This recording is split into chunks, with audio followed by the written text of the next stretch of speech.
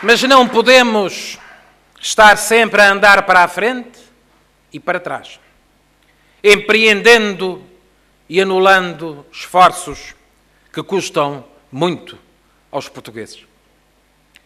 É verdade que nos tempos mais próximos é mais o que é pedido do que pelo Estado poderá ser dado.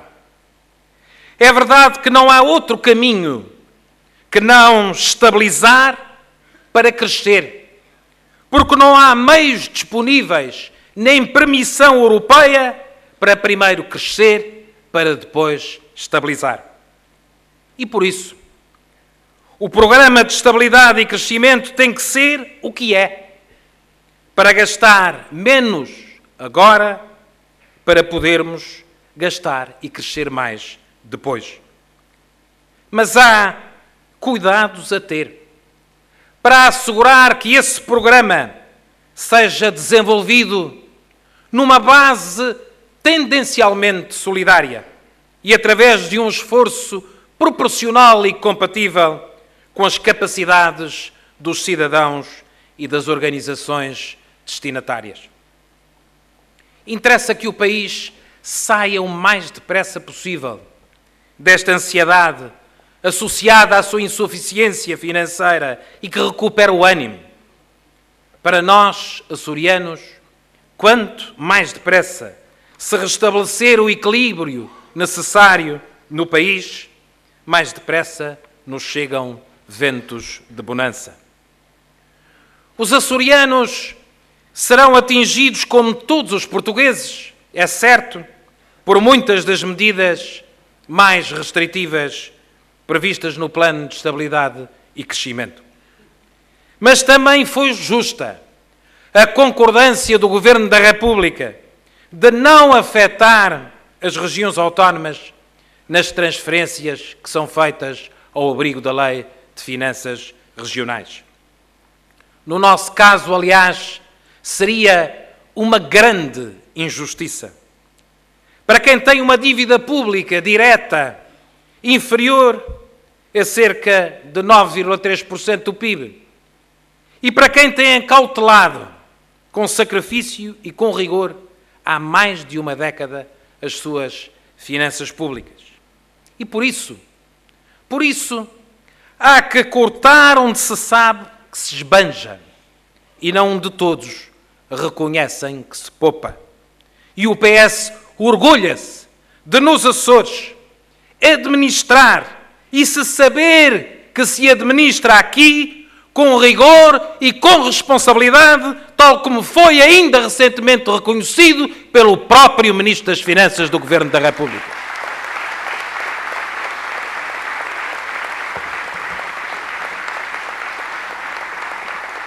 Se não fosse, aliás, essa responsabilidade e esse rigor, teríamos agora muito poucas possibilidades de, através do investimento público, socorrermos as famílias e as empresas afetadas pela crise. Todos os países estão em crise e nada nos aconteceu que não tenha acontecido o mesmo, ou pior, aos outros. Até o que nos aconteceu em menor intensidade do que aconteceu em outros lugares. Poucos países apresentam sinais sustentados de retoma, mas já há sinais de esperança, já há um novo horizonte de descolagem desta crise. E até lá, vamos reforçar nos Açores a ajuda às nossas empresas, facilitando negócios, ajudando as famílias, inclusive no mercado imobiliário e no caso do cumprimento das suas obrigações, seja com a administração fiscal, seja com a segurança social, para retomarmos rapidamente a velocidade de cruzeiro com que estávamos a crescer nos Açores. Há ainda boas empresas para salvar e muitas famílias para ajudar. Pelo que estão a ser lançados novos investimentos, programas e mais audaciosos objetivos. E há espírito empreendedor que não está a encontrar uma resposta financiadora por parte das entidades públicas e do setor financeiro. E por isso, vamos, por exemplo, para compensar essa resistência ao risco e o menor espírito empreendedor que estamos a constatar por parte da banca, vamos criar um fundo de apoio ao investimento privado, que irá contribuir para a dinamização e concretização de novos investimentos privados, estruturantes e estratégicos para o futuro da base económica regional, bem como para a reestruturação e solidificação financeira dos investimentos públicos, dotados por um capital inicial de cerca de 50 milhões de euros. Vamos, ainda este mês, por exemplo, aprovar uma nova linha de apoio financeiro às empresas para assegurar o seu financiamento nos casos em que estas detêm dívidas não pagas por parte das autarquias locais. Vamos assegurar bons níveis de investimento público neste e no próximo ano. Em 2010, o investimento poderá ser superior, em média, ao investimento da legislatura anterior, em cerca de 50%. E isso é uma boa notícia para a nossa economia, para a manutenção do emprego e para a criação de mais postos de trabalho.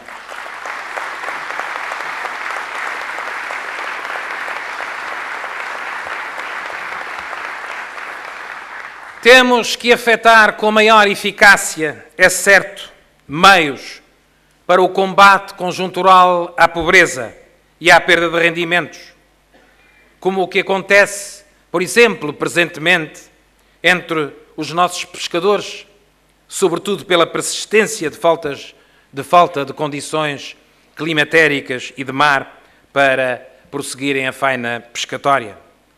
Temos que dirigir e canalizar o nosso investimento público para um sentido mais criterioso e para um objetivo mais reprodutivo, acautelando setores que tenham especial potencial e prioridade nesta altura, como a energia, a agricultura, as pescas, a transformação, as ciências agrárias e oceanográficas, a inovação em contextos empresariais, as novas tecnologias em geral, a modernização, a produção de bens transacionáveis.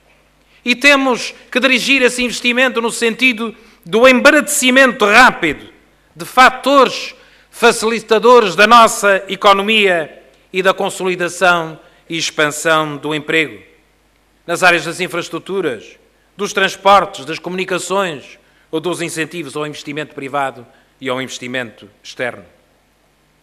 Muito se fala, aliás, a propósito da absoluta necessidade com que concordamos de facilitar os fluxos turísticos, de moderarmos os preços do transporte aéreo de e para os Açores. Posso, por isso, anunciar que o Governo está a trabalhar para garantir que, a curto prazo, nas ligações entre os Açores e o continente, os passageiros passem a usufruir de tarifas abaixo dos 100 euros e para que outros limites fixados nas obrigações do serviço público sejam alteradas, abrindo-se novas possibilidades, novas acessibilidades e novas facilidades para o desenvolvimento do setor turístico em particular.